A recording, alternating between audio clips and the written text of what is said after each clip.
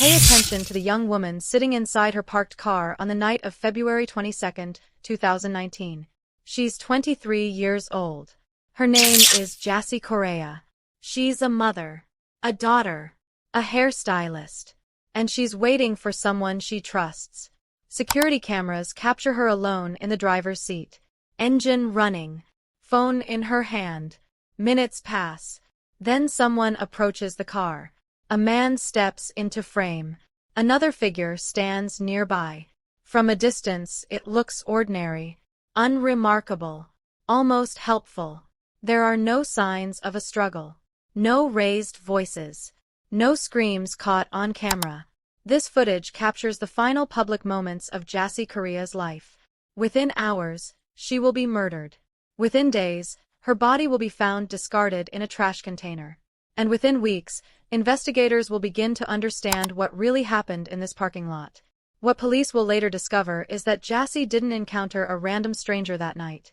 She encountered people who knew her, people she trusted, and one of them was never there to help. Before she became a headline, before her name was spoken on news channels across America, Jassy Correia was a real person with dreams, struggles, and a fierce love for her daughter. Jassy was born Jassy Gela Tavares Correia on January 13, 1996, in Praia, the capital of Cape Verde, a small island nation off the coast of West Africa. When Jassy was just 3 years old, her father immigrated to the United States, bringing her with him. They settled in Dorchester, Massachusetts, a neighborhood in Boston with a large Cape Verdean community. Boston became home. Jassy grew up there, went to school there, built her life there. She was raised in a tight-knit family. Her parents adored her. They spoke multiple times a day. Small check-ins, updates, staying connected. That closeness becomes important later. Because when Jassy disappeared, her family knew immediately something was catastrophically wrong. Friends described Jassy as vibrant, outgoing, the kind of person who lit up a room just by walking into it. She had this infectious energy, always smiling, always laughing, always up for a good time. She loved music, dancing, going to festivals. She was the friend who organized group outings, the one who made sure everyone was having fun. But Jassy's personal life hadn't been easy. About a year before the events we're discussing today, Jassy had been in an abusive relationship with a man named Miguel Castro, the father of her daughter, Gabriela. Miguel was violent, controlling. When Jassy tried to leave him, he wouldn't let her go. Instead, he beat her. Badly. Eventually, Jassy went to the police. She pressed charges. Miguel Castro was convicted of assault and sentenced to 4 years in prison. With Miguel behind bars, Jassy was finally free to focus on what mattered most, her daughter. Gabriela was her world. Everything Jassy did was for that little girl. She worked hard. She stayed focused. She wanted to provide a good life for her child. Jassy worked as a waitress at Del Frisco's Double Eagle Steakhouse, an upscale restaurant in downtown Boston. It was demanding work, but Jassy was good at it. She was professional, personable. She earned good tips. In her free time, Jassy loved photography. She had an eye for capturing moments, the fleeting, beautiful details of everyday life. She also loved spending time with family and friends, going to the park with Gabriela, watching her daughter play. Those simple moments meant everything to her. On February 23, 2019, Jassy decided to celebrate her 23rd birthday with friends.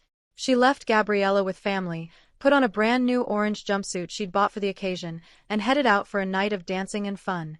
She was excited, happy, looking forward to a great night. She had no idea it would be her last. Saturday, February 23, 2019. Jassy Correia is celebrating her 23rd birthday at a nightclub called Venue, located in Boston's Theater District on Warrenton Street. Venue is a popular spot. Music, dancing, bottle service. It's the kind of place where young people go to blow off steam, to celebrate, to have a good time. Jassy arrives with 2 friends. They're dressed up, excited, ready for a night out. According to her friends, Jassy was in great spirits. She danced. She drank champagne. She was having fun. But as the night wore on, Jassy drank more than she'd planned. By the time the club closed around 2 a.m., she was visibly intoxicated. This matters, because what happens next hinges on Jassy's vulnerability. When the club closes, Jassy and her friends step outside onto Warrenton Street. The night air is cold. The streets are crowded with people leaving bars and clubs. Jassy's friends say goodbye. They head in different directions, and Jassy is left alone. She's intoxicated, disoriented, trying to figure out how to get home. Security footage from nearby cameras captures what happens next. 2:14 a.m. Jassy is seen on Tremont Street, near the nightclub. She's on the sidewalk, talking to several people. She appears unsteady on her feet, confused. Then she does something that will prove fatal. She gets into an Uber that she didn't order. It's a mistake, a drunken mix-up. She thinks it's her ride, but the driver knows she's not his passenger. An argument erupts. The driver is angry. He tells her to get out. She refuses at first, then he physically pushes her out of the car. Jassy stumbles onto the sidewalk, still arguing with the driver. And that's when he appears. An unknown man approaches Jassy. He's calm, confident. He takes her hand. He pulls her aside. They start talking. From the footage, it's unclear what's being said, but the body language is telling. Jassy seems to want to leave, but the man holds onto her hands. He doesn't let go. He pulls her closer. Then, in a moment that will haunt investigators and Jassy's family forever, the man bends down, and Jassy climbs onto his back. He carries her, piggyback style, across the street, to a car. They get into the car, and they drive away. It's 2:15 a.m. Jassy Correia is never seen alive again. The man who carried Jassy Correia to his car was 32-year-old Louis Coleman. To understand what happened to Jassy, you need to understand who Louis Coleman was. On the surface, Coleman seemed normal, educated, accomplished. He held a master's degree in physics. He was intelligent, well-spoken. He had no prior criminal record, no history of violence, nothing in the police database that would raise red flags. Coleman grew up in a stable family. He wasn't raised in poverty or chaos. He had opportunities. He had an education. But beneath that facade, something was deeply wrong. Coleman lived in Providence, Rhode Island, about 50 miles south of Boston. He lived alone in a 6th-floor apartment in a building on Chestnut Street. He kept to himself. Neighbors described him as quiet, unremarkable, the kind of person you wouldn't notice. And that's exactly how he wanted it. On the night of February 23rd, Coleman drove from Providence to Boston. He went to the same nightclub where Jassy was celebrating her birthday. He was alone. He didn't know Jassy. He'd never met her before. But at some point during that night, Coleman decided Jassy Correia was going to be his victim. Police believe the attack began in Coleman's car. Forensic experts who later examined the vehicle found 2 cracks in the windshield, both on the passenger side. The cracks were consistent with blunt force trauma.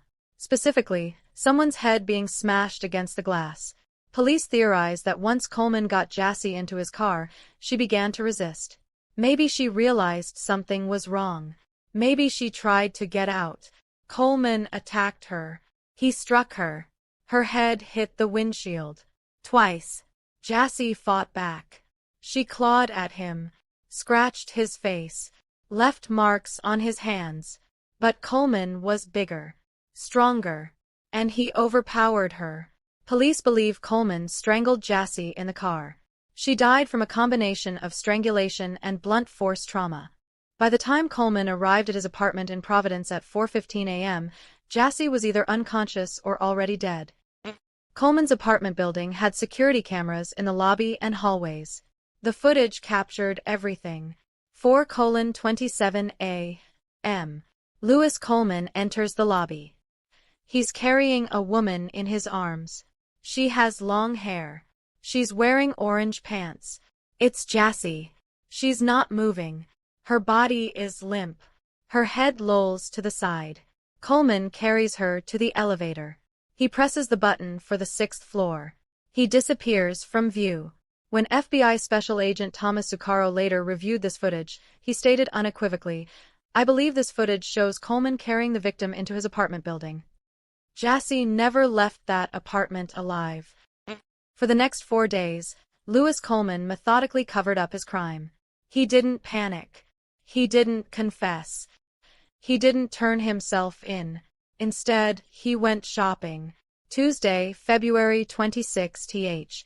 Coleman drives to a Walmart in Seekonk, Massachusetts. Security cameras capture him pushing a shopping cart through the aisles.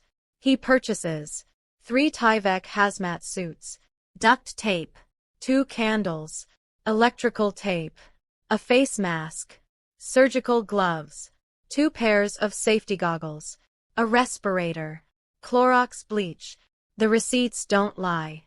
This isn't the shopping list of someone who made a mistake. This is the shopping list of someone covering up a murder. Wednesday, February 27 th. Coleman returns to Walmart. This time, he buys a large suitcase, a gas canister. Security footage shows him wheeling the suitcase out of the store and loading it into his car.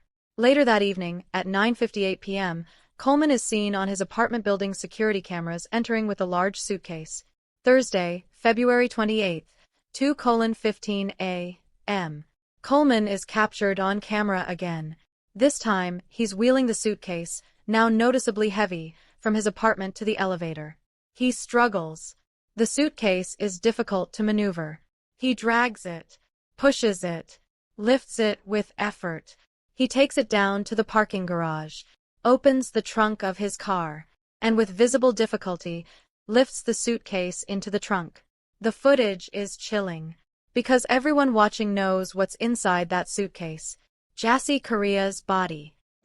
Between 2:44 a.m. and 4:02 a.m. on February 28, Coleman makes multiple trips from his apartment to his car. Security cameras capture him carrying cardboard boxes, trash bags, a bottle of bleach, a computer tower, a black laptop case, a small duffel bag. He's disposing of evidence, cleaning up, erasing traces. But Coleman doesn't drive away yet. He waits. Why? Because he has a plan. He's going to drive south, far from Providence, far from Boston. He's going to dispose of Jassy's body where no one will find it. At least, that's what he thinks. By Tuesday, February 26th, Jassy's family is frantic. She hasn't come home. Her phone is off. No one has heard from her since Saturday night. Her father, Jassy Correia, accompanied by a friend, goes to the Boston Police Department to file a missing person report. The police immediately launch an investigation. They start by reviewing security footage from the nightclub and surrounding streets. They trace Jassy's movements step by step. And they identify the man who carried her away: Louis Coleman. Police quickly learn Coleman owns a red 2016 Buick, registered to his mother in California. He lives in Providence, Rhode Island. He has no prior criminal record. When police arrive at Coleman's apartment, he's already gone. But the security footage tells the story. 4:27 a.m. Sunday, February 24 th. Coleman carries Jassy's body into the building. 2:15 a.m. Thursday, February 28 th. Coleman wheels a large suitcase to his car. Police obtain a search warrant for Coleman's apartment. Inside, they find 2 packages of hooded coveralls, 2 respirator masks, a sofa with 4 large cushions. 1 cushion cover is missing. Outside, in a dumpster, they find white trash bags, plastic sheets, men's jeans with bleach stains, a belt, a white nylon hooded coverall, an empty box of baking soda, clear safety goggles, duct tape packaging, rubbing alcohol, Walmart bags, used plastic gloves, empty air freshener packaging, used charcoal packages for odor control. Everything points to one conclusion: Louis Coleman murdered Jassy Correia and is now fleeing. Police issue a BOLO, Be on the lookout, alert for Coleman's red Buick. He's considered armed and dangerous. On the afternoon of February 28, Delaware State Police spot Coleman's vehicle traveling southbound on Interstate 95 near Wilmington, Delaware. They pull him over. Officers approach with weapons drawn. They order Coleman out of the vehicle. Is anyone else in the car? They ask. Some sources say Coleman responded, "She's in the trunk." Officers open the trunk. Inside, they find a large suitcase, the same one seen on security footage. They open it. Inside is a black trash bag. Inside the trash bag is a sofa cushion cover. Inside the cushion cover is Jassy Correia's body. She's been dead for 4 days. The autopsy revealed the full horror of what Jassy endured. Cause of death * strangulation and blunt force trauma. Key findings *. Multiple injuries to her head, neck, and body. Bruising consistent with being restrained. Seminal fluid found on her body. DNA matched Louis Coleman. Coleman's DNA was also found under Jassy's fingernails. She fought back. Forensic analysis of Coleman's car revealed cracks in the windshield consistent with head trauma. Police believe Coleman attacked Jassy in his car shortly after leaving the nightclub. He strangled her, either killing her in the car or rendering her unconscious before carrying her into his apartment. Once inside, he sexually assaulted her. Then he killed her if she wasn't already dead. Then he spent the next 4 days covering it up. Louis Coleman was charged with kidnapping resulting in death, a federal offense. The charge could carry the death penalty. But in November 2019, prosecutors announced they would not seek the death penalty. Instead, they would pursue life imprisonment without parole. Coleman's trial began in 2021. The prosecution's case *. The evidence was overwhelming. Security footage showing Coleman carrying Jassy's body into his apartment. Walmart receipts for cleaning supplies and a suitcase. DNA evidence linking Coleman to the crime. Coleman's own internet search history in the days following the murder. Can a person fit in a suitcase? How to pull a tooth out that is not loose.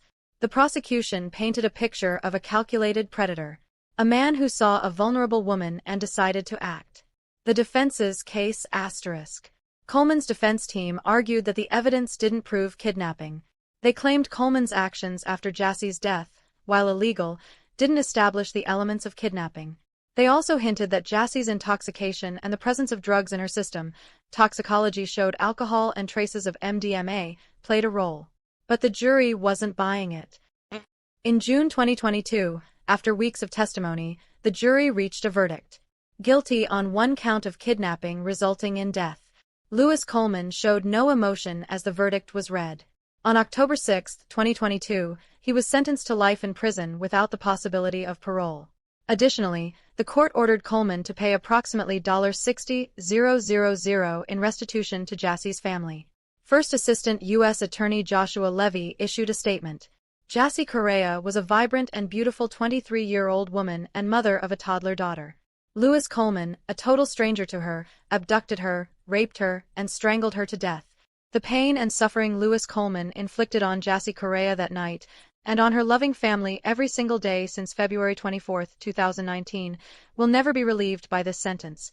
By his depravity and his horrific disregard for Miss Correia's life, Louis Coleman forfeited his right to live free in society. Jassy's death devastated her family. Her daughter, Gabriella, was only 2 years old when her mother was murdered. She'll grow up without her. Jassy's father, Joaquim, spoke publicly after the sentencing, expressing relief that Coleman would never walk free again, but acknowledging that no sentence could bring Jassy back. Suffolk County District Attorney Rachel Rollins addressed victim blaming that had surfaced on social media. Some people had questioned why Jassy was out alone at night, why she was drinking, why she got into a stranger's car. Rollins shut it down. Jassy was not in the wrong place at the wrong time. She was right where every woman has every right to be, celebrating her birthday on a night out with friends. Let's not fall into a discussion about whether we should walk home alone or how many people we should call when we're leaving the club. If anything, let's remind the men in our lives that violence against women isn't a woman's issue. It's a problem that men take responsibility for in their lives, in their sons' lives, and in the social lives with friends and colleagues. It remains unclear where Louis Coleman was taking Jassy's body when police stopped him. He never disclosed his final destination. He never explained his full plan. But one thing is certain, he believed he could get away with it. He was wrong. On the night of February 23, 2019, Jassy Correia went out to celebrate her birthday. She danced. She laughed. She lived. She made a mistake, getting into a car with someone she thought was helping her. But that mistake shouldn't have cost her her life. Lewis Coleman saw a vulnerable woman and decided to act. He murdered her. He assaulted her. He discarded her like trash. But modern forensics, diligent police work, and surveillance technology brought him to justice. Jassy Correia was 23 years old. She was a mother. She was loved. And she deserved better. Rest in peace, Jassy.